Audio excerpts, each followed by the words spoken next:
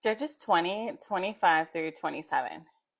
And Benjamin went up against them out of Gibeah the second day, and destroyed 18,000 men of the people of Israel. All these were men who drew the sword. Then all the people of Israel, the whole army, went up and came to Bethel and wept. They sat there before the Lord and fasted that day until evening, and offered burnt offerings and peace offerings before the Lord. And the people of Israel inquired of the Lord, for the ark of the covenant of God was there in those days. Israel's immediate obedience to being uncompromising led to another major defeat in battle. I too experienced another defeat. It turns out the doctors in the emergency room were wrong. Over the next couple of days after I left the emergency room, the events the doctors tried to prepare me for never came. However, my symptoms remained the same. So I made another appointment with an OBGYN to have things checked out. That's where things went from bad to worse. I was informed that I would in fact not be miscarrying because my pregnancy was ectopic. That was a word I had never heard before, but now to this day still makes me feel like my heart takes a pause. Ectopic pregnancies can happen in a few different ways.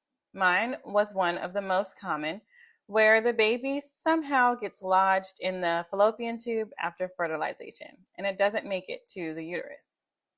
At first, I thought this was good news until I was told how dire a situation I was in. Because the pregnancy was not in the uterus, it was non viable, meaning there is no way for the baby to get what it needs to grow and form normally.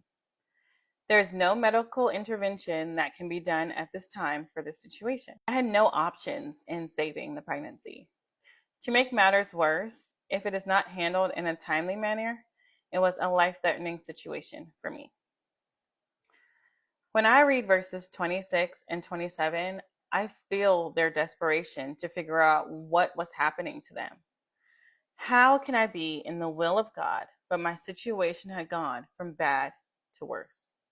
I was desperate for an answer from God, and so were the Israelites. Judges 20:27 and 28. And the people of Israel inquired of the Lord, for the ark of the covenant of God was there in those days. And Phinehas, the son of Eleazar, son of Aaron, ministered before it in those days, saying, Shall we go out once more to battle against our brothers, the people of Benjamin, or shall we cease? And the Lord said, Go up, for tomorrow I will give them into your hand. There it is. Did you catch it? That's what was missing from the first and second times the Israelites went up to fight. Yes, God had told them to go, but God had not declared the victory theirs yet. In verse 28, he tells them again to go up to battle, and this time he would deliver the Benjamites into their hands. I am fully convinced my husband and I were in the will of God when we tried for that baby. Yet we lost battle after battle. Unlike the Israelites, God had not yet declared our victory. I held out, waiting for a miracle as long as I could.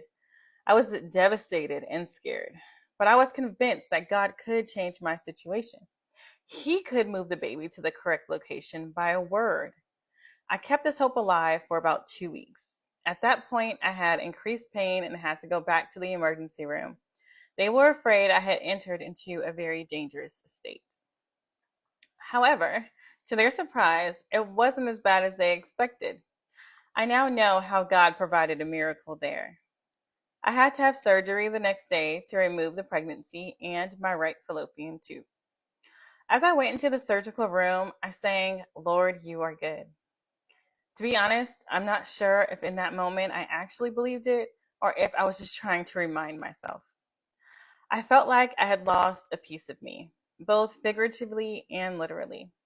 But the most important loss I felt was the loss of my relationship I had with Jesus up until that point. I'm really not sure what loss hurt more at the time. The Israelites were right in their judgment of the sin in Gibeah. They had orders from God to move forward to cleanse his people of the ones who compromised. Yet they lost battles 2 days in a row, which resulted in the loss of 40,000 men to the Benjamites. Their obedience to standing up for what was righteous caused 10% of them to lose their lives, all within the will of God. When researching the scripture, I found a couple of different points of view on why God had the Israelites lose those two battles. One interesting point of view was that God wanted them to not depend on their impressive number of warriors, but to stay focused on the fact that it was God and God alone who would give the victory. I'm not a biblical scholar by any means, but if I may, I dare add my own application. I believe the Israelites needed to answer a couple of questions. One, would they still fight for the truth of God even when it seemed that the enemy was winning? Two, would they stand firm on what was righteous when it cost them something big, even their lives? And three, would they still worship God even when he didn't do what they wanted? The Israelites in this portion of scripture stayed focused on God and their suffering. They continued to ask him what they should do and continued to follow his lead. God's promise was fulfilled through the rest of chapter 20. Israel goes up against Benjamin again, and Benjamin is utterly decimated. The losses the Israelites faced those first 2 days seemed to fuel a fire in them. Because of the Israelites' obedience, they got to participate in the Lord's plan to hand Benjamin over to them.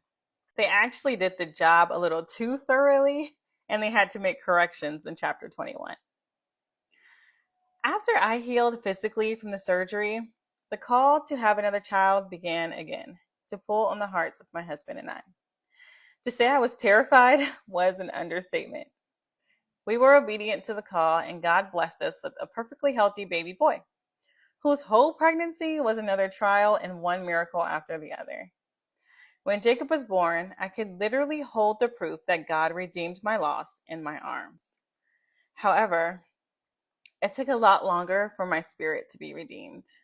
While I always loved God, I backed away from actively walking it out because I was still mourning the perfect relationship I had with Jesus. And I didn't trust him fully again yet. As God does, though, he has worked with me and restored my faith and love for him past the point I had ever thought it could be. The refining hands of God truly do work things out for us in the fire. Through my experience, I learned firsthand that you can obey the voice of God and suffer because of it. Just to be extremely thorough, I want to also make sure I let you all know that there is no amount of good work that you can do for God that will exempt you from having to experience pain in your obedience. Even if you could be the most perfect Christian to ever walk the earth, that wouldn't matter. Want to know why? Because following Jesus only leads to one location: the cross. Go ahead on to part 4.